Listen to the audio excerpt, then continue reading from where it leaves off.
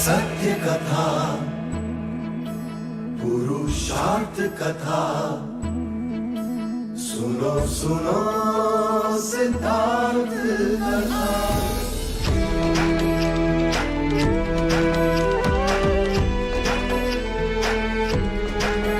संसार में दुख का कारण क्या,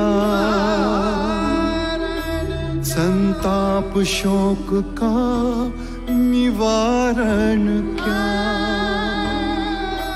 संसार में दुख का कारण क्या, संताप शोक का निवारण क्या।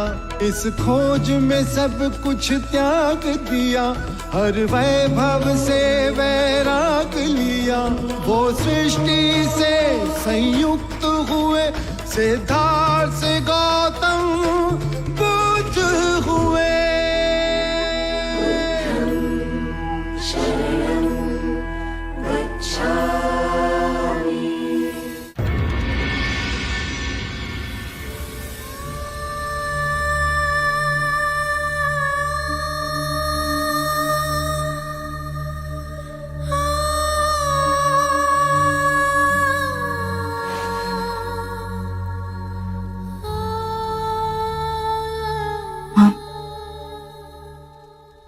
थोड़ा दूध पी लीजिए, जिससे आपको नींद आ जाएगी।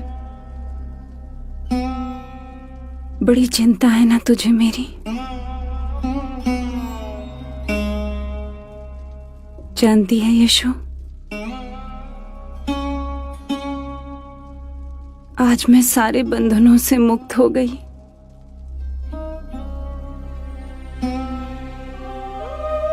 बेटा दूर चला गया, पौत्र भी हमें छोड़ के चला गया। एक महाराज का साथ था, और अब वो भी। कल सुबह प्रातः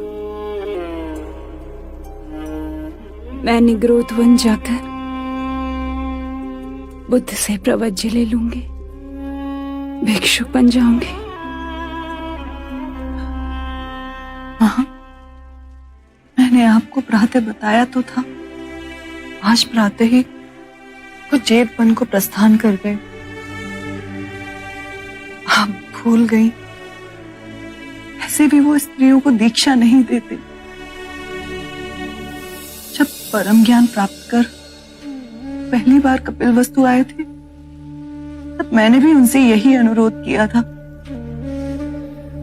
तब भी उन्होंने यही उत्तर दिया कि जब समय अनुकूल होगा तो वो मुझे स्वयं कहेंगे। तू बुद्ध की पत्नी है, तुझे दीक्षा देने में उसे संकोच हुआ होगा, कोई मर्यादा बीच आई होगी। किंतु मैं उसकी मां हूं। मैं और कपिलवस्तु की अनेक स्त्रियां रेशम त्याग, गेरुआ वस्त्र धारण कर जेठवन तक जाएंगे और बुद्ध को ये सिद्ध कर देंगे कि स्त्रियां भी सरल जीवन व्यतीत कर सकती हैं। हमारा ये संकल्प देख बुद्ध हम पर करुणा का हस्त अवश्य रखेंगे, ऐसा मेरा प्रबल विश्वास है। और मुझे मेरी मां के विश्वास पर अटल विश्वास है। ऐसी दृढ़ संकल्पी मैंने कभी ना देखी।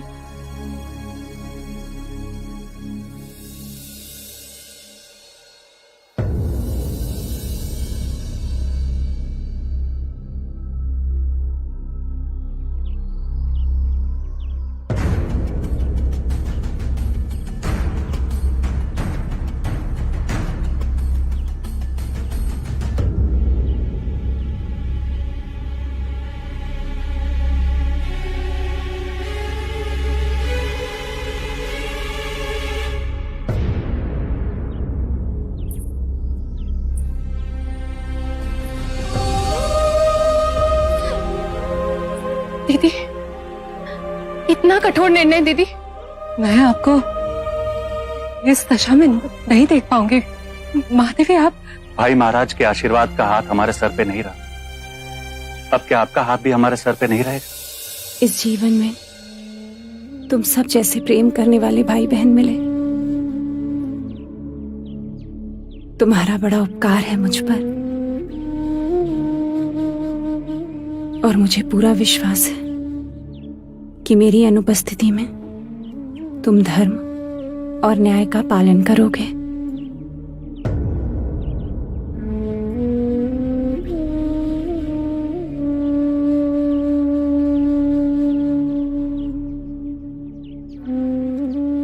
ना पुत्री, अश्रु से नहीं, मुझे दीक्षा मिलते ही मैं स्वयं तुझे वहां बुला लूंगी। बुद्ध के साथ न सही, वो हमारे सामने तो रहेगा।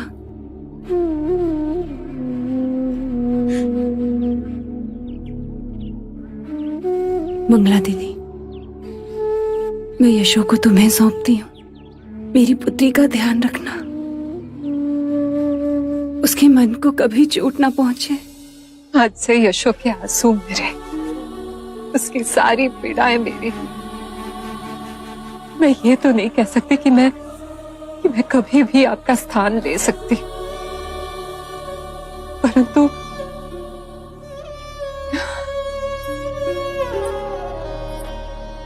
ये वचन अवश्य देती हूँ कि यशो को अपने दिल से सहेज कर रखूंगी।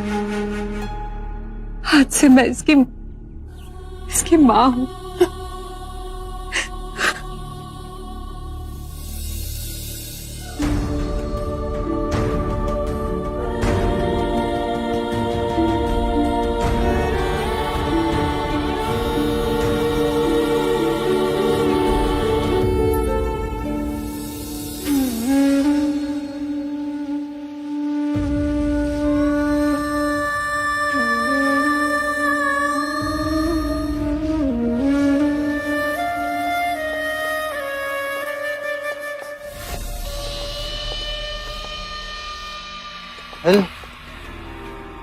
ऐश्वर्य छोड़ के देवी प्रजापति भी भक्त की शरण में। हर तरफ बुद्ध की गूंज। बुद्ध बुद्ध बुद्ध।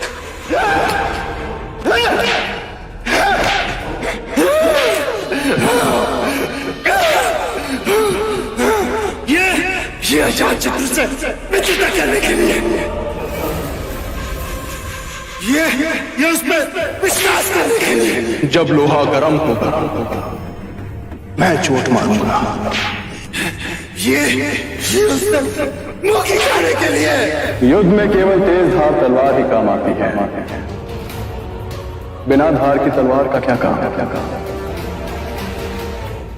ये सिंहासन गंवाने के लिए।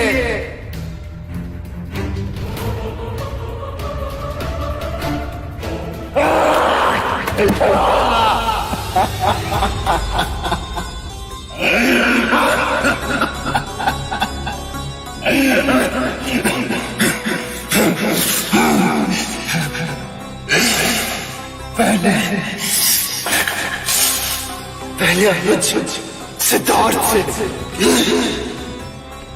फिर युवराज सिद्धार्थ से, फिर यशोधरा के प्रेमी सिद्धार्थ से। यशोधरा, ये तुम्हारे तुम मेरे लिए कुछ नहीं लाए सिद्धार्थ।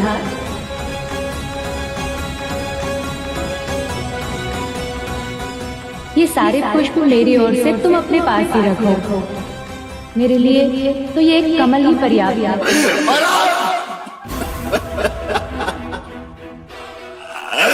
अब बुद्ध से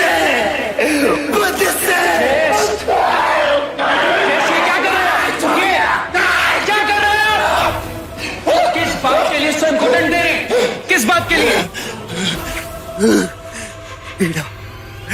पीड़ा पीड़ा है मेरे मन में, पीड़ा। पीड़ा से मुक्ति पाने का ये कोई मार्ग नहीं। बुद्ध के बताए हुए मार्ग पर चले, आपको परम शांति प्राप्त होगी। नहीं चाहिए शांति मुझे, नहीं चाहिए शांति मुझे, गिलाओ शांति से मुझे, नहीं चाहिए शांति, नहीं चाहिए शांति। मेरा स्वभाव अग्नि की धधकती ज्वाला, अग्नि की धधकती ज्वाला है मेरा स्वभाव। जोश से भयंकर कोई अग्नि नहीं, घृणा से भयंकर कोई जानवर नहीं होता, अविवेक से बढ़कर कोई जाल नहीं होता, लालच से बढ़कर कोई बाधा नहीं होता।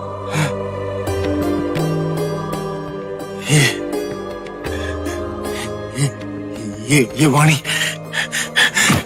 मेरी नहीं है, ये वाणी बुद्ध की है।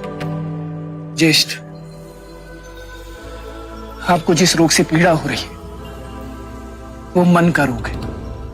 मेरा एक सुझाव मानेंगे आप?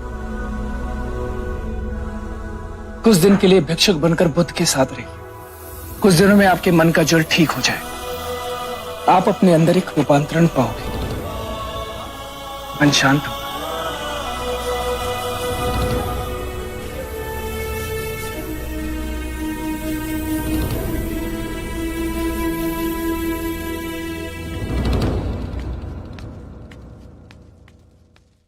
मन शांत होता यदि अजात शत्रु ने मुझसे विश्वासघात न किया होता। बचपन से लेके आज तक एक ही है जिसने मेरा सब कुछ छीन लिया, मेरा सुख, मेरी शांति, मेरा मान, सम्मान, अभिमान, मेरा प्रेम, मेरा प्रथम प्रेम, राजसिंहासन, सब कुछ छीन के तुम तो भगवान बन के बैठ गए सिद्धार्थ।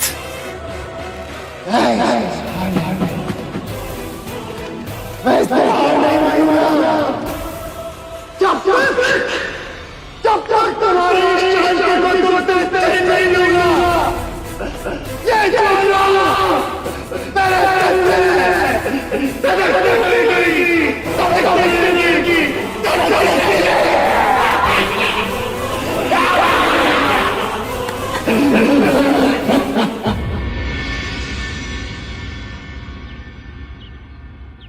इतने सारे भिक्षु द्वार पर?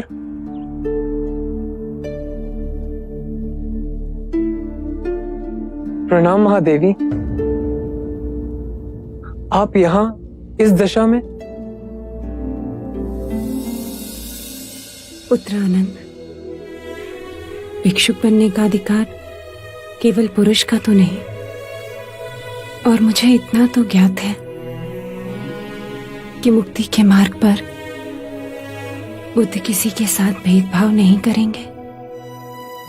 शांति पाने का अधिकार सबको है।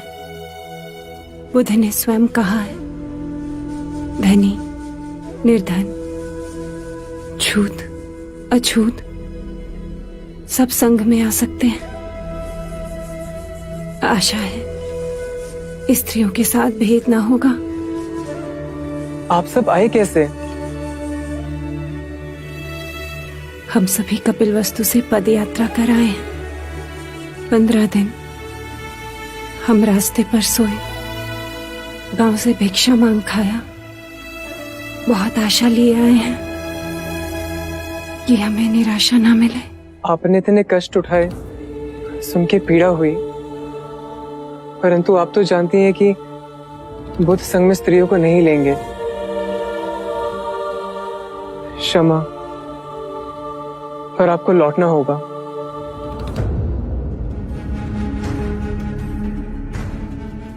हम बहुत दूर से आए हैं, अब लौटेंगे नहीं।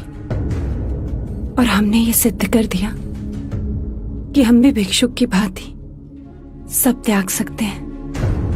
हम पर कृपा करो, बुद्ध के पास हमारा निवेदन ले जाओ। हमें हमारे दुख से निवारण केवल इसलिए ना मिलेगा क्योंकि हम स्त्री हैं। हमें भी अधिकार है निर्वाण पाने का। बुद्ध से हमारे लिए विनती करो, हमारे दुख का व्याख्यान करो। जिस बुद्ध के हृदय में सारे संसार के लिए इतनी करुणा है, वो हम पर भी करुणा अवश्य बरसाएंगे। आप यहाँ विश्राम कीजिए, मैं तुरंत बुद्ध के पास जा आपका निवेदन उन्हें देता हूँ। मैं वचन देता हूँ कि जो बन पड़ेगा करूंगा।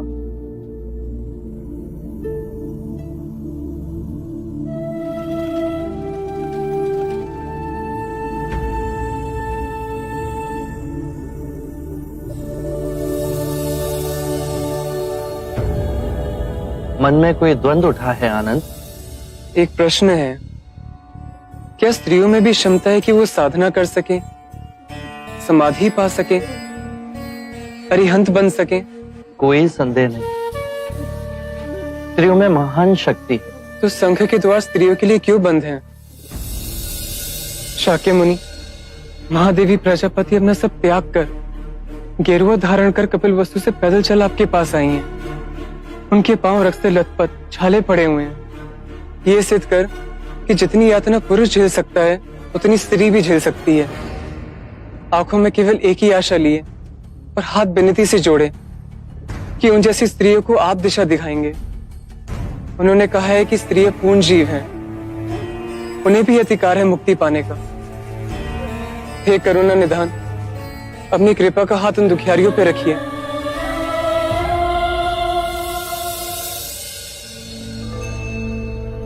सरिपुत्र, अनिरुद्ध, मोगलाना और महाकश्यप को बुलाइए।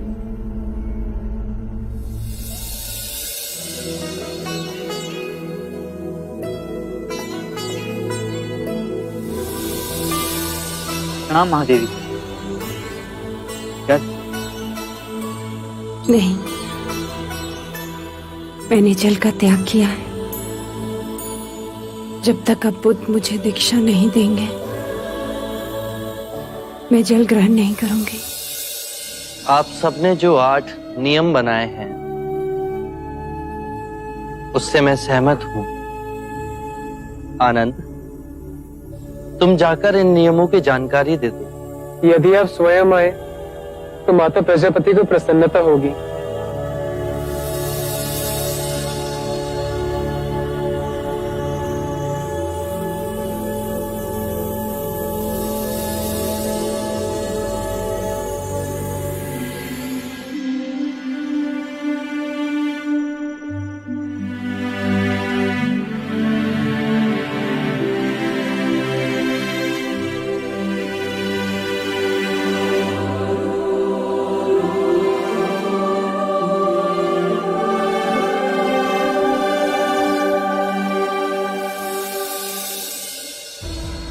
मैंने और मेरे संघ के विचारशील भिक्षुओं ने आपकी विनती स्वीकार कर 8 नियम बनाए।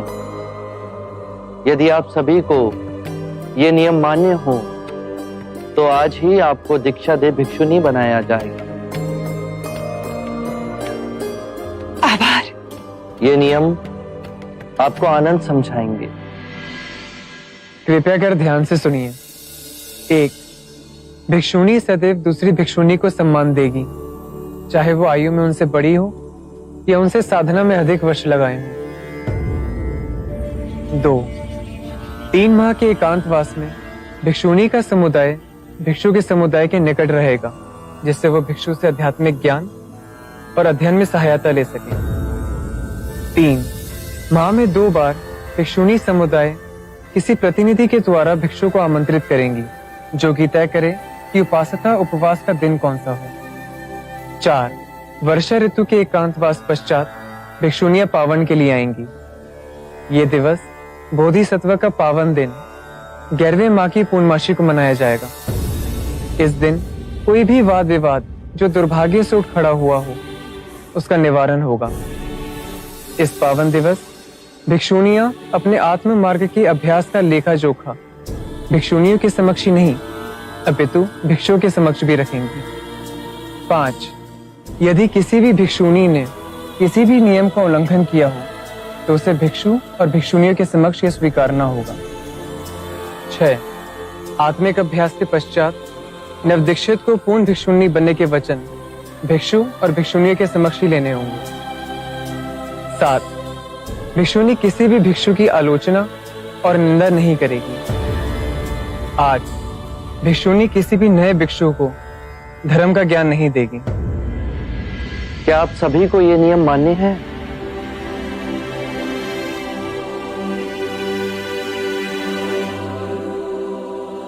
हाँ, हमें ये सारे नियम मान्य हैं और हम अंतर मन से इन नियमों का पालन करेंगे। आप बस हमें दीक्षा दे दें। आप सभी भोजन और स्नान करके आइए। आज ही आपको दीक्षा दी जाएगी।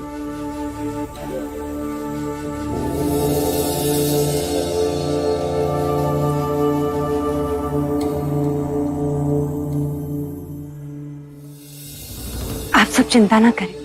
ये नियम इसलिए बनाए गए हैं ताकि संघ के संचालन में कोई बाधा ना हो, कोई उपद्रव खड़ा ना हो। इन नियमों का पालन करकर हम आध्यात्मिक पथ पर आगे बढ़ेंगे। स्त्रियों को आज तक जिस मुक्ति से वंचित रखा गया वो आज हमें मिलने जा रही है।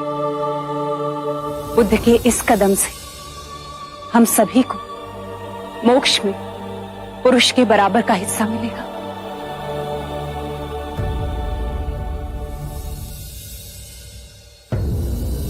भाते, ये कैसा विरोधाभास? भारतवर्ष के एक कोने में बुद्ध मनुष्य के अंतर्मन को शांत कर रहे हैं और वहीं दूसरी ओर अजात शत्रु मनुष्य के अंतर्मन को युद्ध कर अशांत कर रहे हैं।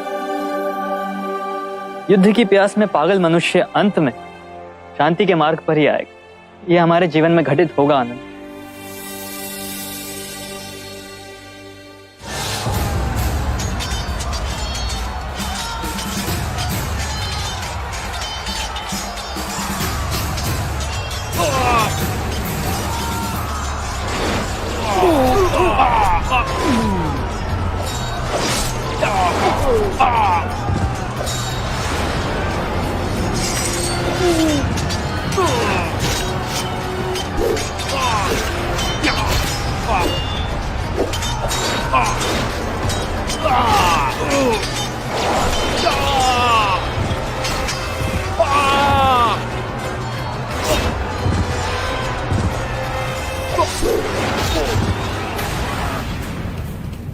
धैर्य रखो, धैर्य रखो सैनिक, धैर्य रखो। जल्दी रखो इसे। वैद्य जी, जल्दी लेप लेकर आइए। कितना रक्त बह रहा है इसका। जल्दी जल्दी। धैर्य रखो सैनिक, धैर्य रखो। रक्त का बहाव जल्द ही बंद हो जाएगा। मैं लौट के युद्ध के लिए जा पाऊंगा ना? अवश्य जाओगे। वैशाली के माथे पर विजय का मुकुट तुम ही पहनाओगे सैनिक। हमारी वैशाली की जीत होगी। हाँ, हमारी वैशाली अवश्य जीतेगी। हमारी वैशाली की जीत होगी। हमारी वैशाली ही जीतेगी। हमारी वैशाली की जीत होगी। हमारी वैशाली जीतेगी।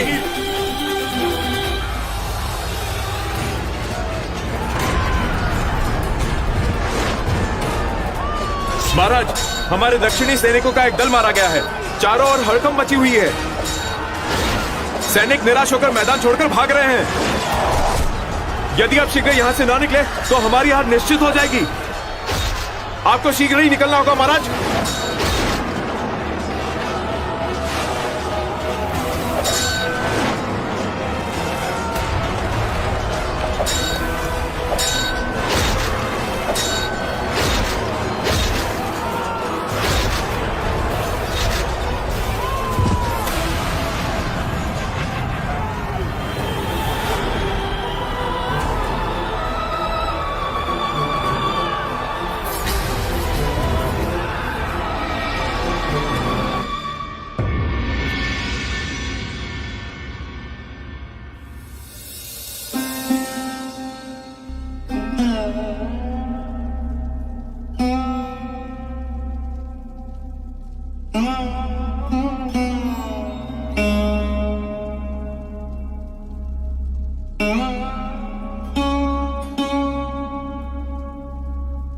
मानव को क्या हो गया यदु? ये दूसरे की धरती पर मनमानी कर उत्तराधिकार करना, ये लहू की पिपासा कभी मिटेगी क्या? रोना आता है सोचकर कि बुद्ध जैसे विशाल व्यक्तित्व ने, जिसने मगध के जन जन को अहिंसा और शांति का मार्ग दिखाया,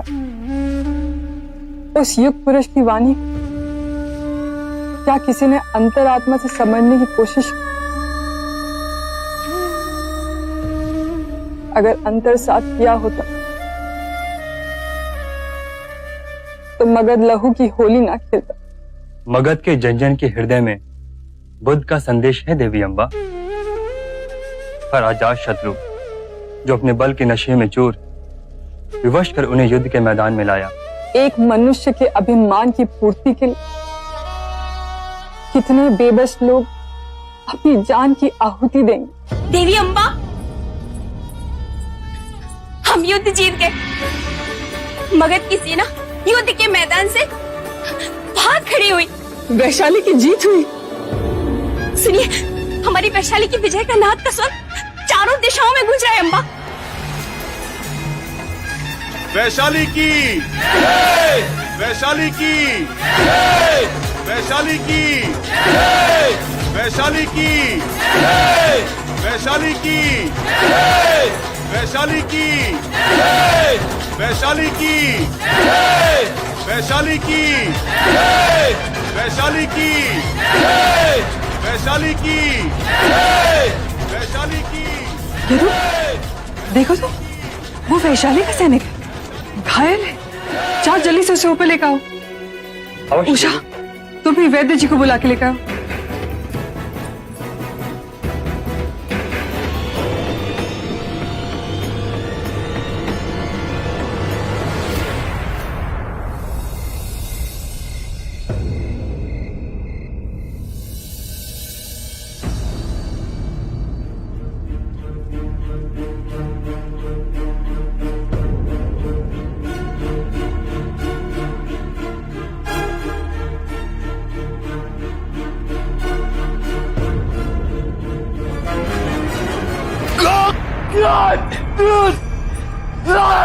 तुम सुरक्षित हो।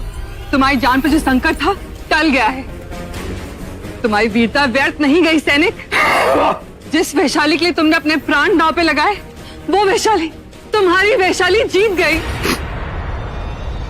वैशाली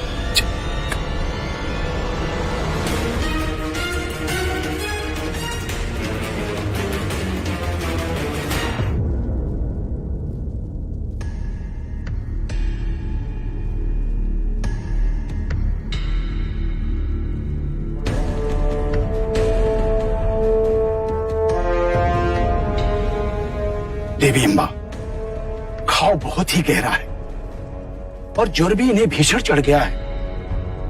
अतः ये काढ़ा इन्हें 4-4 घंटे के अंतराल पर पिलाते रहिए। 1-2 दिन के पश्चात इन्हें अवश्य ही चेतना आ जाएगी। मुझे आज्ञा दीजिए। आइए वैद्यराज।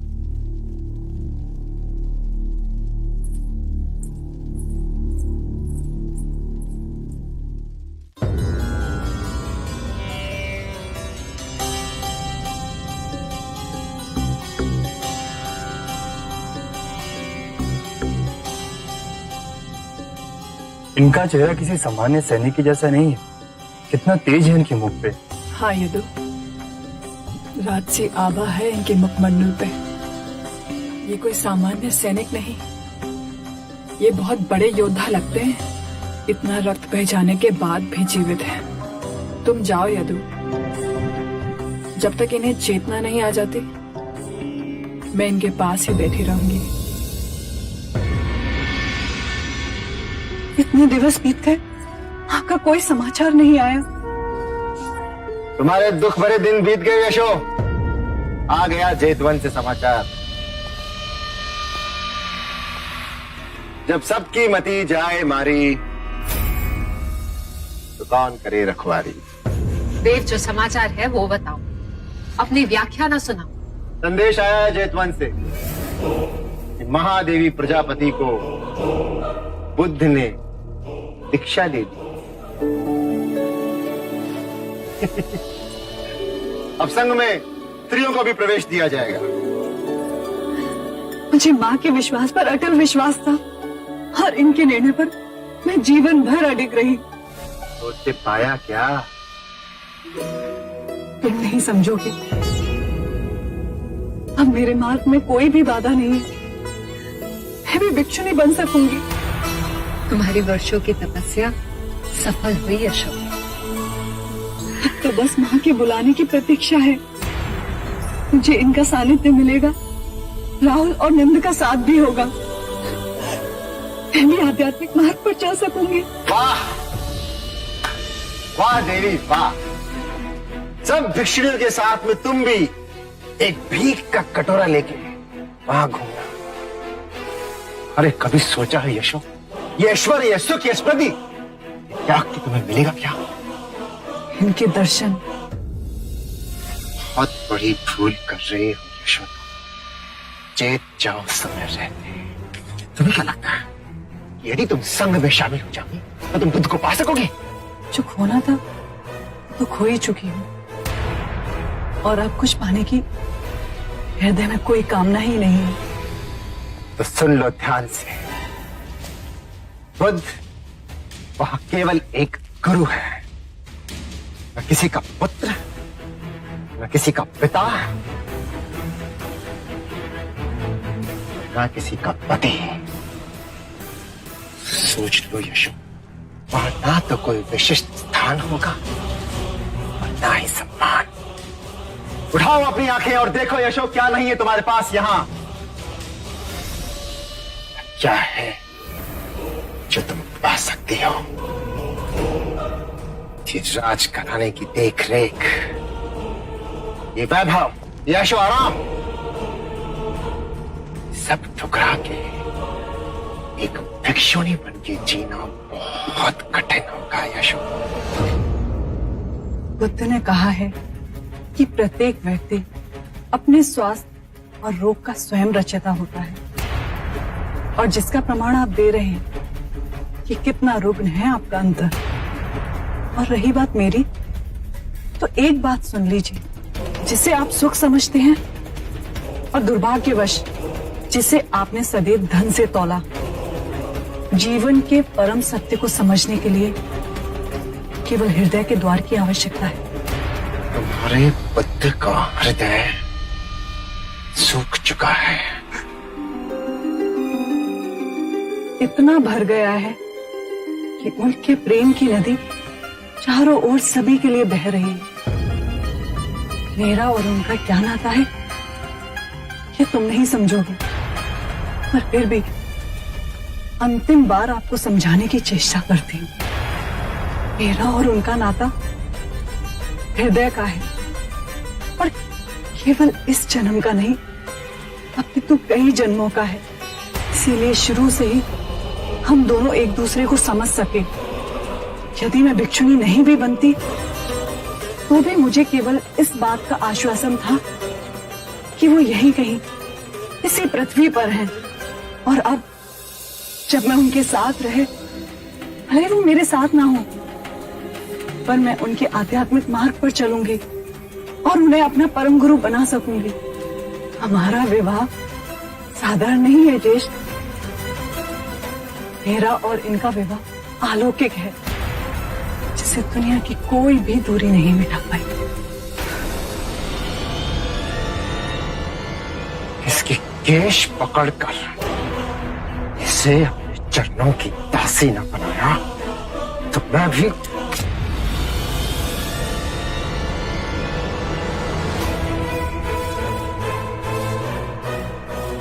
हाथ लगाने की चेष्टा भी की तो हाथ काट दूंगी, और ये आंख उठा दोबारा यशो को देखा भी ना, आंखें नोच लूंगी मैं। हट जाओ मेरे रास्ते से पागल औरत।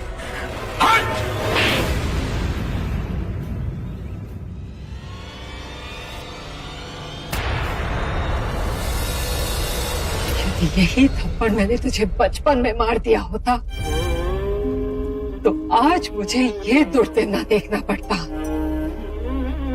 मेरी एक बात तू कान खोल के सुन लेते, यशोधरा वही जाएगी जहां उसका स्वामी है, और यदि तूने कोई भी अनिष्ट चेष्टा की तो रास्ते में मुझे खड़ा पाएगा। यशो मेरी पुत्री है, समझा तू? ढाल बन के मैं खड़ी रहूंगी उसके रास्ते में। जा यहां से, जा।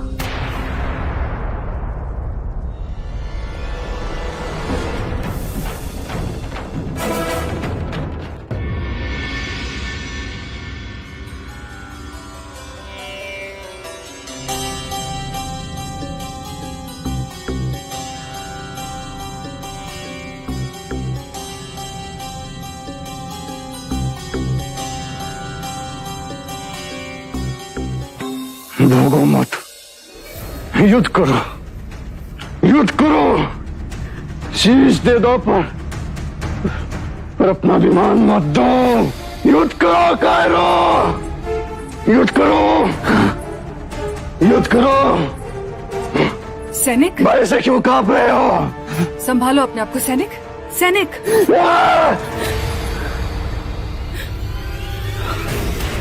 कौन हो तुम? मैं कहा हूं? वैशाली में। वैशाली? मैं तो युद्ध में। वैशाली तुम जैसे शूरवीरों से धन्य है। वैशाली जीत गई युद्ध में और अजात शत्रु पराजित हुआ। सैनिक, हे ईश्वर, दासी। सैनिक, ये पी लो।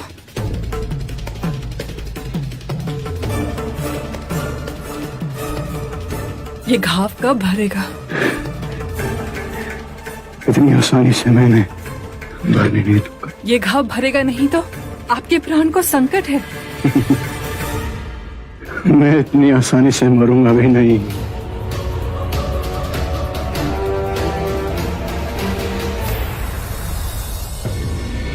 इस वर्षा ऋतु शाक्य मुनि हमारे साथ एकांतवास को समय में व्यतीत करेंगे। धन्य होंगे हम जो उनका सानिध्य हमें प्राप्त होगा।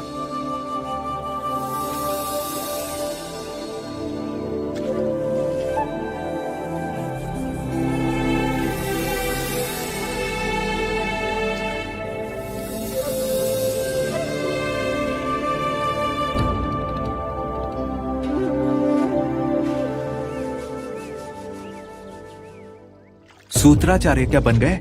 अपने आप को बुद्ध के बराबर समझते हैं। बड़ा अभिमान है। अब आप भी तो शिलाचार्य हैं, लेकिन आप तो कितने विनम्र हैं।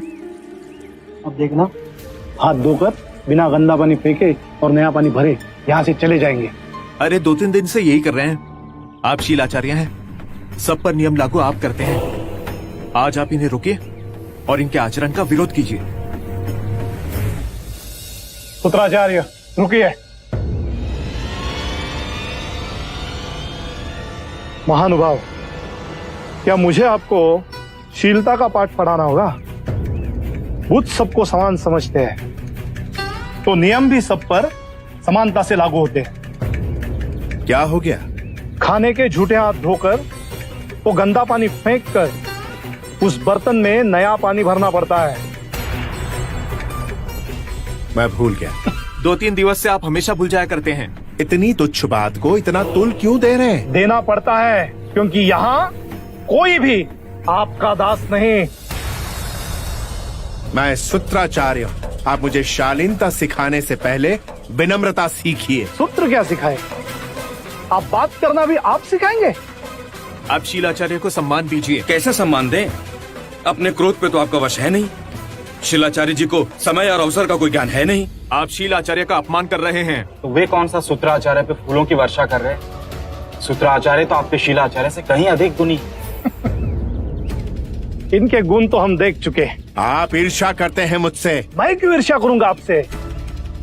मैं तो केवल आपको आचरण समझा रहा हूँ। आचरण समझाने का ये कौन सा तरीका है? तो क्या करूँ? कोई गलती करता है, आप तो गलतियां दोहराते ही जा रहे हैं। इससे ये समझ आता है कि सबके लिए आपके मन में समान भाव नहीं है। आपने ये निष्कर्ष कैसे निकाल लिया? यदि आपके मन में समान भाव होता तो आपके बाद में आने वाले भिक्षु को क्या सेवक समझते आप, जो आपकी छूटन उठाए? आपके मन में मेरे लिए बैर है। मैं क्यों बैर पालूंगा? गलती की है तो मान जाइए, गुण तो हम देख चुके हैं। बुद्ध के भिक्षु कहलाते हैं अपने आप को, और इतनी छोटी सी बात का पतंगड़ बना रहे। इस तरह का उपद्रव करने से संघ में फूट पड़ेगी, और ये बात बाहर जाते हुए कोई समय ना लगेगा। संघ का नाम खराब हो, इससे पहले मैं तुरंत जहां बुद्ध को इसकी सूचना देता हूँ। ऐसी भी क्या बड़ी गलती कर दी मैंने? लो, अब आपको अपनी गलती बड़ी नहीं लग रही। आप कोई पुरानी शत्रुता निकाल रहे हैं मुझसे।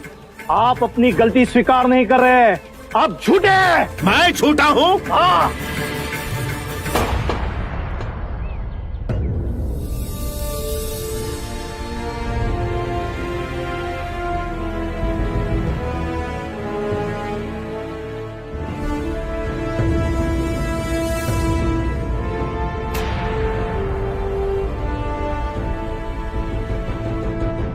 आरंभ हो गई निर्वाण प्रथा, सुनो सुनो ये बुद्ध कथा।